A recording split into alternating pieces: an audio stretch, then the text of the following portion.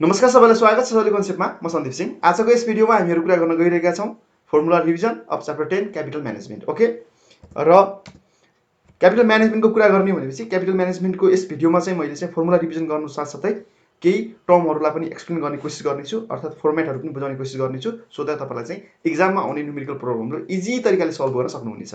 Capital म्यानेजमेन्टको सुरुको portion हामीहरुको रहनेछ formula revision. Okay, formula revision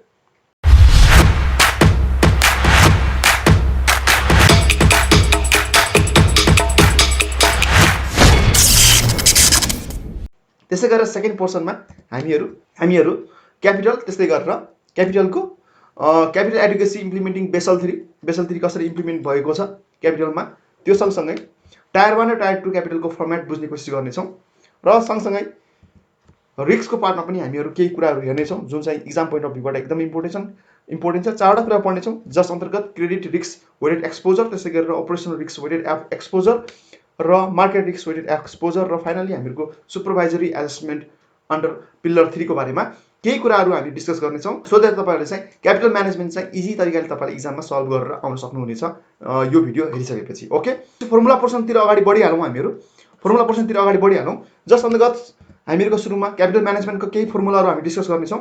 सुरुमा हामीहरुको आउँछ बैंक क्यापिटल भनेर आउँछ। ओके, बैंक क्यापिटल भनेर आउँछ। बैंक क्यापिटलमा हाम्रो बेसिकली इक्विटी र लङ टर्म डेट पर्छ र इक्विटीको एउटा पोर्सन हामीहरुले रिजर्भको रूपमा पनि लिन सक्छौं अथवा छुट्टै राखिदिएको छु मैले, रिजर्भ भनेर राखिदिएको छु। बैंक क्यापिटल बराबर हुन्छ हामीहरुको equity plus long term debt plus reserve. याद गर्नु होला, सबैभन्दा इम्पोर्टेन्ट फर्मुला। त्यस्तै गरेर 2 नम्बरमा हामी आयौं total capital fund. Okay, total capital fund बराबर हुन्छ हामीहरुको tier 1 capital plus tier 2 capital, जसलाई हामीलाई कोर क्यापिटल र सप्लिमेन्टरी क्यापिटल नामले पनि चिन्न सक्छौं। त्यस्तै गरेर अगाडि बढौं। Credit risk weighted exposure, credit risk weighted exposure CRWE बराबर हुन्छ हामीहरुको book value into risk weight गरेर हामीले इजिली निकाल्न सक्छौं। क्वेशनमा तपाईलाई विभिन्न क्वेशनमा तपाईलाई यो दिएकै हुन्छ, तपाईले क्रेडिट रिस्क वेटेड एक्सपोजर तपाईले निकाल्न सक्नुहुन्छ। त्यस्तै गरेर टोटल रिस्क वेटेड एक्सपोजर बराबर हुन्छ हामीसँग चार खालको रिस्क एक्सपोजरको टर्महरु छन् जस अन्तर्गत हाम्रो क्रेडिट, त्यस्तै गरेर अपरेसनल, मार्केट र सुपरभाइजरी एडजस्टमेन्ट अन्डर पिलर 3 भनेर यो सबैलाई जोड दिने भनेपछि हाम्रो केवल टोटल रिस्क वेटेड एक्सपोजर आइहाल्छ। त्यसै गरेर अगाडि बढौं।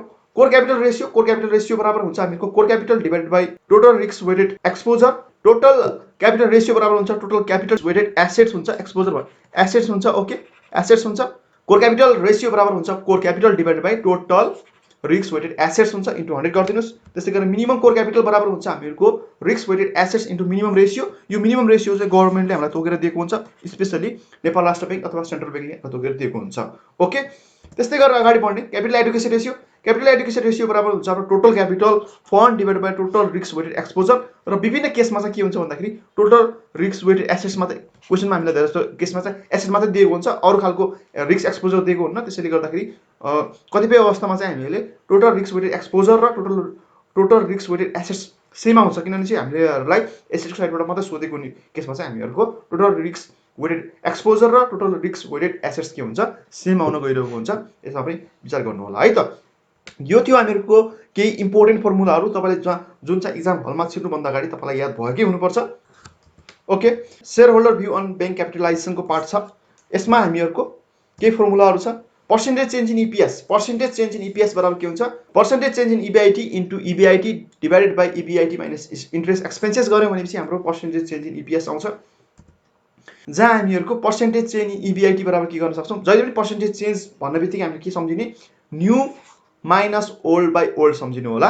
कुनै पनि कुराको पर्सेन्टेज चेन्ज निकाल्दाखेरि हामीले के याद राख्नुपर्छ, पर्सेन्टेज चेन्ज इन ईबीआईटी मा चाहिँ यसको फर्मुला भनेको है मैले चाहिँ new EBIT minus old EBIT divided by old EBIT गरेपछि हाम्रो पर्सेन्टेज इन ईबीआईटी आइहाल्छ।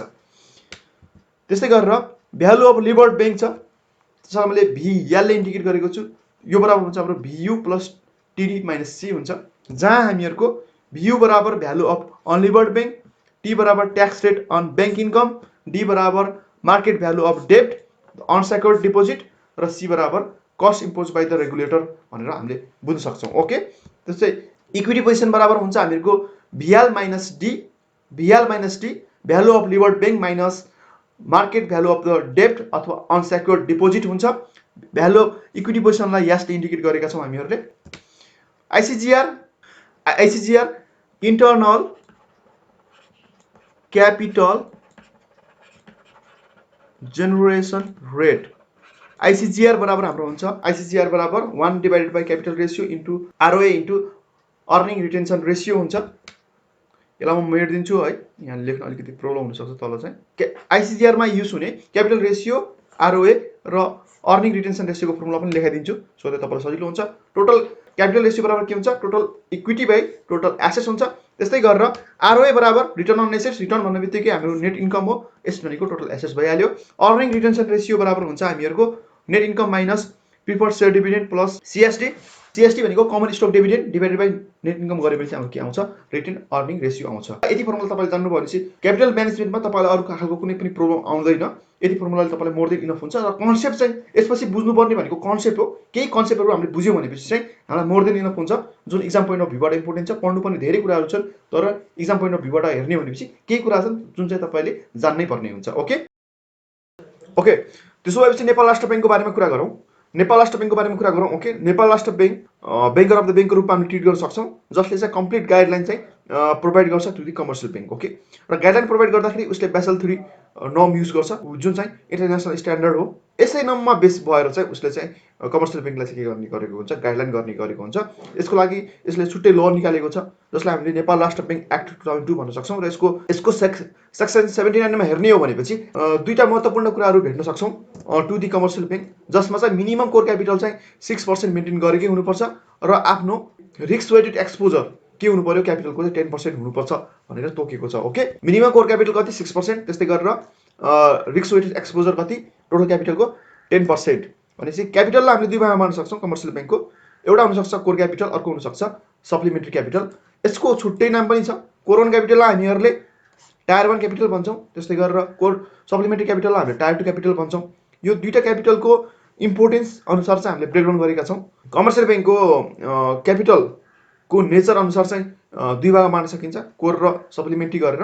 त्यसो भएपछि नेपालको ट्रेन्ड हेर्ने हो भनेपछि कुन कुन आइटम चाहिँ कोर क्यापिटलमा, त्यस्तै गरेर कुन कुन आइटम चाहिँ सप्लिमेन्ट्री क्यापिटलमा पर्छ, त्यो पनि एकचोटि हेरिदिउँ।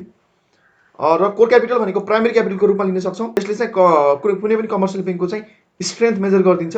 फ्युचरमा आउने रिस्क र क्राइसिसहरूलाई यसले चाहिँ के गर्न सक्छ, एब्जर्ब गर्न सक्छ र कुनै पनि कमर्सियल ब्याङ्कको चाहिँ अपरेसनमा हडल्स आउन दिन्न। ओके, त्यसले गर्दाखेरि कोर क्यापिटल स्ट्रङ हुन एकदमै जरुरी छ, जस अन्तर्गत हामीको पर्छ पेड अफ क्यापिटल, जसलाई हामीले अर्डिनेरी सेयर पनि भन्न सक्छौँ, purpose bonus share, share premium, irredeemable preference share, general reserve fund र एकुमुलेटेड प्रफिट एन्ड लस पर्छ। यो सँगसँगै capital redemption reserve, capital adjustment fund, call in advance and other free रिजर्भ्सहरू पनि सबै केमा पर्छ भन्दाखेरि कोर क्यापिटलमा पर्छ। र यिनीहरूको समलाई नै हामीहरूले कोर क्यापिटल अथवा टायर 1 क्यापिटल भन्न सक्छौँ। ओके, त्यस्तै गरेर सप्लिमेन्ट्री क्यापिटल अथवा टायर 2 क्यापिटल के पर्छ त्यो पनि हेरौँ। यसमा पर्ने हामीहरूको provision for general loan loss पर्छ, एसेट रिभ्यालुएसन फन्ड, त्यस्तै गरेर hybrid capital instrument, unsecured subordinate term loan, exchange equalisation fund and investment equalisation fund जस्ता कुराहरू चाहिँ हामीहरूको सप्लिमेन्ट्री क्यापिटलमा पर्ने गर्छ। क्यापिटलको कुरा गरेका छौँ। ओके, यो क्यापिटलले चाहिँ हाम्रो के निर्माण गर्छ भन्दाखेरि एसेट्स निर्माण गर्छ। यो लिक्विडेड फर्ममा पनि हुनसक्छ अथवा क्यास फर्ममा पनि हुनसक्छ अथवा अदर देन क्यास फर्ममा पनि हुन्छ, जसले चाहिँ केमा कन्ट्रिब्युट गरिरहेको हुन्छ, एसेटमा कन्ट्रिब्युट गरिरहेको हुन्छ। र म्याक्सिमम पैसा जुन छ नि, म्याक्सिमम पैसा चाहिँ ब्याङ्कले कहाँ पुस गरिरहेको हुन्छ, मार्केट नै पुस गरिरहेको हुन्छ, इन दि फर्म अफ के लोनको फर्ममा पुस गरिरहेको हुन्छ। ओके, मार्केटमा चाहिँ लोनको फर्ममा के गरिरहेको हुन्छ, लोनको फर्ममा के गरिरहेको हुन्छ, पैसाहरू पुस गरिरहेको हुन्छ। सुरुमा डिपोजिट लिन्छ, त्यसपछि के गर्छ, मार्केटमा पठाइदिन्छ। डिपोजिट लिँदाखेरि 5% मा लिन्छ, मार्केटमा पठाउँदाखेरि के लिन्छ, 10% मा अथवा त्योभन्दा हायरमा पठाइदिन्छ। यो डिफरेन्स 5% छ नि, यसलाई भन्छौँ हामीले स्प्रेड भन्छौँ, difference between the lending and the borrowing rate, interest rate भन्छौँ। यही नै कुनै पनि कमर्सियल ब्याङ्कको के हुन्छ, one of the most important source of के हुन्छ, इन्कम हुन्छ। यसलाई भन्छौँ हामीले स्प्रेड भन्छौँ। ओके, स्प्रेड भन्छौँ। सस्तो ब्याज दरमा चाहिँ कुनै पनि मान्छेहरूसँग पैसा लिन्छ, टन्नै पैसा बनाउँछ, पुल अफ मनी कलेक्सन गर्छ र कुनै लामो ठाउँमा लगानी गरिदिन्छ at the higher interest rate. र यो डिफ्रेन्सबाट नै उसले के गरिरहेको हुन्छ, पैसा बनाइरहेको हुन्छ कमर्सियल ब्याङ्कले। तर कहिलेकाहीँ के हुन्छ भन्दाखेरि पैसा बनाउने चक्करमा चाहिँ कहिलेकाहीँ ब्याड ठाउँमा के हुनसक्छ, इन्भेस्टमेन्ट हुनसक्छ, जहाँबाट के आउन, हाम्रो पैसा फिर्ता आउन्न। पैसा फिर्ता नआइसकेपछि त्यसलाई हामी के भन्छौँ, नन पर्फर्मिङ एसेट भन्छौँ, किनभने त्यसले इन्ट्रेस्ट पनि बियर गरिरहेको छैन र अब भएको हाम्रो प्रिन्सिपल पनि के हुँदैछ, डुब्ने ठाउँमा आइसकेको छ। यस्तो अवस्थामा चाहिँ त्यस्तो खालको एसेट्सलाई भन्छौँ हामीले नन परफर्मिङ एसेट्स। नेपाल राष्ट्र बैङ्कको अनुसार चाहिँ उसले चाहिँ ब्यालेन्स, हामीले जब ब्यालेन्स सिट बनाउँछौँ नि, त्यो ब्यालेन्स सिट बनाउँदाखेरि त्यो देखाउनु पर्ने हुन्छ, नन परफर्मिङ एसेटहरू सबै देखाउनु पर्ने हुन्छ। कमर्सियल ब्याङ्कले चाहिँ सुरुमा के गरिदिन्छ भन्दाखेरि सेक्युरिटिजको नेचर हेरेर यसको रिस्क ट्यागलाइन लगाइदिन्छ। ओके, यस्तो खालको सेक्युरिटिजमा यति % रिस्क हुन्छ, यस्तो खालको सेक्युरिटीमा यस्तो खालको रिस्क हुन्छ भनेर उसले सुरुमै तोकिदिन्छ। अब जेनरली ब्यालेन्स सिटको risk weighted on balance sheet item. Okay, balance sheet बनाउँदै गर्दाखेरि र ब्यालेन्स सिट बनाइसकेपछि अफ द ब्यालेन्स सिट आइटममा हामीहरूले चाहिँ रिस्कलाई वेट मेजर गर्नुपर्ने हुन्छ। जहाँ सुरुमा ब्यालेन्स सिट बनाउँदै गर्दाखेरि यो कस्ता कस्ता खालका रिस्क हामीहरूले 4 खालको हामीले हेर्न पाउँछौँ। ओके, 4 टाइप्स अफ क्याटेगोरीमा नेपाल राष्ट्र ब्याङ्कले गरेको छ, जसमा चाहिँ सुरुमा रहेको छ हामीहरूको जिरो वेटेड रिस्क अथवा कुनै रिस्क नै छैन। जस्तै तपाईँले गभर्मेन्ट सेक्युरिटिज किन्नु भनेपछि त्यसमा कुनै रिस्क नै छैन। ओके, त्यसलाई हामीले इजिली केमा के गर्न सक्छौँ, क्यासमा कन्भर्ट गर्न सक्छौँ। जस्तै क्यास आफै अलरेडी केमा छ, क्यासमा फर्ममा छ भनेपछि त्यसमा रिस्क हुँदैन, त्यसमा जिरो वेटेड रिस्क हामीले मान्न सक्छौँ।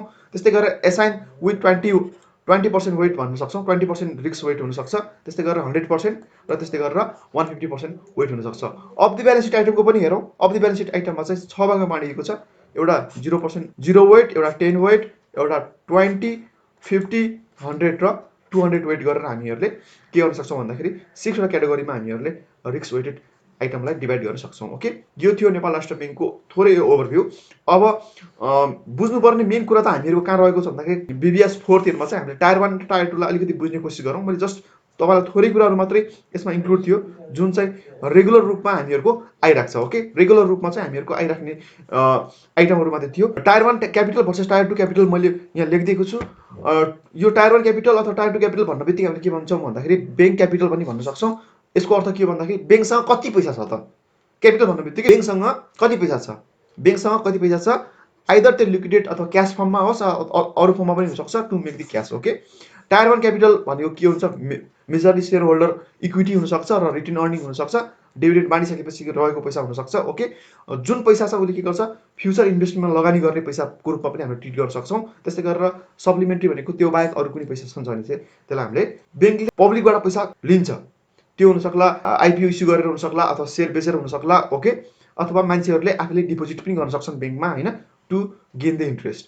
विभिन्न कारणले गर्दाखेरि के गर्छ, विभिन्न कारणबाट मार्केटबाट के गर्छ, पब्लिकबाट पैसा उसले के गर्छ, पुल गर्छ। त्यसपछि त्यो पैसा आएको पैसा विभिन्न ठाउँबाट मान्छेसँग पैसा आउँछ। त्यो पैसा आएपछि एउटा ह्युज एमाउन्टमा पैसा कलेक्ट भइसकेपछि त्यसलाई चाहिँ हायर रेटमा के गरिदिन्छ, कुनै एउटा राम्रो प्रोजेक्टमा के गरिदिन्छ, लगानी गरिदिन्छ। यहाँ 5%मा उसको इन्ट्रेस्ट दिइरहेको थियो भने मार्केट जनताबाट 5%मा लिन्छ र यहाँबाट 15%मा गएर के गरिदिन्छ, लगानी गरिदिन्छ। यो 10% उसलाई प्रफिट हो। मानव एउटा कुनै कमर्सियल ब्याङ्कले 100 करोडको कारोबार गर्छ भनेपछि 100 करोडको 10% भनेको के हुन्छ, 10 करोड त एउटा सानो प्रोजेक्टबाट उसको एउटा प्रोजेक्टबाट 10 करोड रुपियाँ उसलाई स्प्रेडबाट मात्रै फाइदा भइरहेको छ। ओके, र यसको ब्याङ्क इन्कम भनेको के हुन्छ, spread major source of income हो, जसलाई हामीले difference between lending and borrowing rate पनि भन्न सक्छौँ। लगानी गर्दै गर्दाखेरि के हुन्छ, रिस्क बेस्ड एसेट क्रिएट हुन्छ। रिस्क बेस्ड एसेट भनेको कस्तो भन्दाखेरि lend to the wrong party, गलत पार्टीलाई हामी के गर्यौँ, पैसा दियौँ, पैसा दिए बापत के हुन्छ, पैसा उठेन, पैसा नउठिसकेपछि हाम्रो के भन्छ, त्यस्तो खालको एसेट्सलाई भन्छौँ हामीहरूले non performing assets. Okay, non performing assets जहाँ हामीहरूको इन्ट्रेस्टको सँगसँगै हामीले दिएको लोन पनि के नहुने स्थिति देखिएको छ, नउठ्ने देखिएको छ, त्यसलाई भन्छौँ रिस्क बेस्ड एसेट भन्छौँ हामीहरूले। त्यसो भएपछि अब फाइनल्ली हामीले टायर 1 र टायर 2 क्यापिटलको थोरै कन्सेप्ट चाहिँ बुझ्यौँ होला, कसरी ब्याङ्कले काम गरिरहेको छ। अब यसको फर्मेट बनाएर बुझ्ने कोसिस गरौँ। फर्मेटमा हामीहरू इक्जाममा आयो भने कसरी सल्भ गर्ने त, टायर 1 क्यापिटल कसरी निकाल्ने, टायर 2 क्यापिटल कसरी निकाल्ने र कोर क्यापिटल हामीहरूले कसरी निकाल्न सक्छौँ। त्यसो भएपछि item on tier 1 and tier 2 capital. सुरुमा त बुझ्न के जरुरी छ भन्दाखेरि टोटल क्यापिटल फन्ड बराबर हाम्रो के हुन्छ, tier 1 capital plus tier 2 capital हुन्छ। त्यसपछि टायर 1 क्यापिटलतिर जाउँ। टायर 1 क्यापिटलमा कमन स्टक होल्डर इक्विटी हुन्छ, जसमा जस अन्तर्गत हामीहरूको paid of capital, share premium paid in capital, propose bonus share, retain earning, disclose reserve, irredeemable non cumulative preferred stock, minority interest in consolidated subordinate जोडिन्छ भनेपछि यसमा हामीहरूले 1-2 आइटम घटाउनु पनि पर्नेछ, जुन फ्रिक्वेन्टली इक्जाममा तपाईँलाई सोधिरहेको हुन्छ। जस्तै गुडविल र फिक्स्ड एसेट्स तपाईँले मेजर क्वेसनमा देख्न सक्नुहुन्छ, यसलाई घटाइदिनु होला। यो बाहेक चाहिँ हामीहरूको investment in securities of the company having financial assets of the concern bank. Okay, त्यस्तै गरेर investment in share and other securities in excess of the limit and deferred tax rate हामीहरूले के गर्छौँ, घटाइदिन्छौँ। टायर 2 क्यापिटल अथवा supplementary क्यापिटलमा सबैभन्दा सुरुमा त बुझ्नुपर्ने कुरा के छ भन्दाखेरि सप्लिमेन्ट्री क्यापिटल कोर क्यापिटल भन्दा के हुनुपर्छ, थोरै हुनुपर्छ। कोर क्यापिटल एक्सिड गर्न मिल्दैन सप्लिमेन्ट्री क्यापिटलले। त्यसो भएपछि आइटम के जोड्ने त, लोन लस प्रिजर्भ हुनसक्छ, cumulative and redeemable preference share, त्यस्तै perpetual bond with zero maturity हुनसक्ला, हाइब्रिड क्यापिटल इन्स्ट्रुमेन्ट, त्यस्तै गरेर equity notes and subordinate debts हुनसक्छ।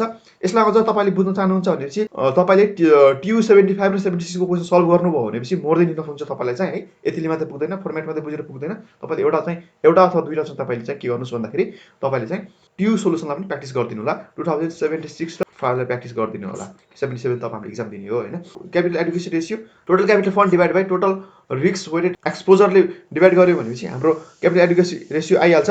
यो सँगसँगै कोर क्यापिटलको लागि कोर क्यापिटल राख्नुहोस्, टोटल रिस्क वेटेड एसेट गर्न सक्छौँ। Core capital tier 1 capital by total total risk weight asset गऱ्यो भनेपछि कोर क्यापिटल आइहाल्छ। र क्यापिटल एडुकेसी रेसियो भनेको टायर 1 प्लस टायर 2 हो। Okay, tier 1 plus tier 2 capital गऱ्यो भने क्यापिटल एडुकेसी रेसियो आउँछ। यो सँगसँगै मिनिमम क्यापिटल बराबर के हुन्छ, risk weighted exposure into minimum ratio गर्न सक्छौँ। Risk weighted exposure into minimum ratio गर्न सक्छौँ। त्यस्तै गरेर मिनिमम कोर क्यापिटल पनि निकाल्न सक्छौँ हामीहरूले। मिनिमम कोर क्यापिटल भनेको टायर 1 क्यापिटलसँग मात्रै रिलेटेड छ। यसमा चाहिँ रिस्क वेटेड एसेट्स युज गर्छौँ, इन्टु मिनिमम रेसियो गरेर हामीले इजिली निकाल्न सक्छौँ। ओके, र यो बाहेक मैले फाइनल तपाईँलाई चाहिँ एज अ बोनसको रूपमा चाहिँ नोट्सहरू समरी च्याप्टर समरी नोट्स पनि राखिदिएको छु। तपाईँले यहाँबाट पढ्न सक्नुहुन्छ, एकदमै इम्पोर्टेन्ट कुराहरू रहेको छ। ओके, यो कुराहरू पनि तपाईँले चाहिँ सर्ट क्वेसनको लागि चाहिँ प्रिपेयर गर्न सक्नुहुन्छ। र कुनै खालको कन्फ्युजन छ भने तपाईँले मलाई कमेन्ट गर्न सक्नुहुन्छ। र यो बाहेक तपाईँलाई चाहिँ मेरो भिडियो युजफुल लागेको छ भने साथीभाइलाई चाहिँ कमर्सियल ब्याङ्क म्यानेजमेन्टको युट्युबमा भिडियो छ है भनेर चाहिँ सेयर गरिदिनु होला। यो भिडियोको बारेमा सेयर गरिदिनु होला, सो द्याट उहाँहरूलाई पनि थाहा हुनेछ। ओके, र यतिन्जेल भिडियो हेरेर साथ दिनुभयो त्यसको लागि धेरै धेरै धन्यवाद। हाम्रो भेट अर्को भिडियोमा हुनेछ। तिनजेलसम्म राम्रो प्र्याक्टिस गर्नुहोस्। Thank you.